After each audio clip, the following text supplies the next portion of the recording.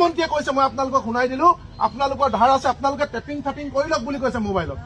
মোবাইলত টেপ কৰি লওক আমাক ভোট দিয়ক আমি ধাৰ মাৰি দিম আপোনালোকে ধাৰ মাৰিব নালাগে সেই কথাটো শুনাৰ পিছত আপোনালোকৰ মনত আছে নাই মুখ্যমন্ত্ৰীগৰাকী একদম এনেকে দিছিলে যে মামা বুলি কৈ এনেকে দিছিলে নাই আপোনালোকে মনত আছে নে নাই সেই মিটিং বিলাক মনত পেলাওক তাৰ পিছত মুখ্যমন্ত্ৰীয়ে ভোট ললে ভোট লোৱাৰ পিছত এতিয়া 21 চনৰ পৰা যে আপোনালোকক ধাৰ মাৰিব নালাগে বুলি ক'লে এতিয়া 21 চনৰ পৰা 26 চনলৈকে আপোনালোকৰ সকলোৱে চক্ৰবৃদ্ধি সুত লাগি গ'ল কাৰোবাৰ যদি 20,000 আছিলে সেইটো 60,000 হ'ল কাৰোবাৰ যদি 30,000 আছিলে সেইটো 80,000 হ'ল কাৰোবাৰ যদি 50,000 আছিলে সেইটো 1.5 লাখ টকা হ'ল হয় নে নহয় গতিকে মুখ্যমন্ত্ৰীগৰাকী আমাক বিপদত পেলালে নে নাই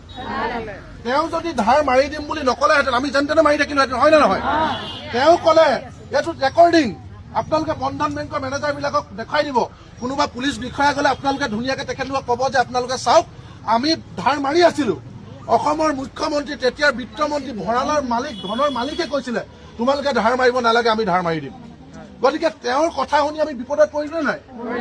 এতিয়া আমাক বেংকৰ পৰা কাগজ আহিছে নে নাই অহা এতিয়া বেংকৰ পৰা কাগজ আহিছে যে তোমাৰ 20,000 ধাৰটো 60,000 হ'ল তুমি যদি নিদিয়া তোমাৰ ওপৰত একশ্যন লোৱা হ'ব তোমাক জেলত দিয়া হ'ব কৈছে নে নাই তোমাৰ 30,000টো 90,000 হ'ল তোমালোকে যদি ধাৰ নামাৰ তোমালোকক জেলত দিয়া হ'ব কৈছে নে নাই এইবোৰ জাপ নটিচ হয় নে নহয় এতিয়া মুখ্যমন্ত্ৰীয়ে কি কয় জানেনে মই বোলে ক'বই নোৱাৰো যে ইমান ধাৰ লৈ থৈছিলে মহিলাসকলে আপোনালোকে চাওক তেওঁ এজন কেবিনেট মন্ত্ৰী বিত্তমন্ত্ৰী তেওঁৰ হাততে গোটেই টকাৰ চাবিকাঠি তেওঁ গম পোৱা নাছিলে যদি গম নোপোৱাকে তেওঁ কিয় কৈছিলে ধাৰ মাৰি দিম বুলি এতিয়া তেওঁ কৈছে যে মই 25,000 মাৰিছো আৰে মানুহক বুৰ্বক বুলি ভাবিছা 25,000 এতিয়া কাৰোৱে নাই 21 চনৰ পৰা ধাৰ নামাৰোতে 26 চনলৈকে 25,000 নিজে আহি 60,000 হ'ল নাই 30,000 নিজে আহি 90,000 হ'ল নে নহ'ল তেওঁ কৈছে মই 25,000লৈকে মাৰি দিছো কাৰণ তেওঁ বিৰাট চতুৰ 25,000লৈকে কাৰো নাই সব চক্ৰবৃদ্ধি সুত লাগি বাঢ়ি গ'ল হয় নে নহয়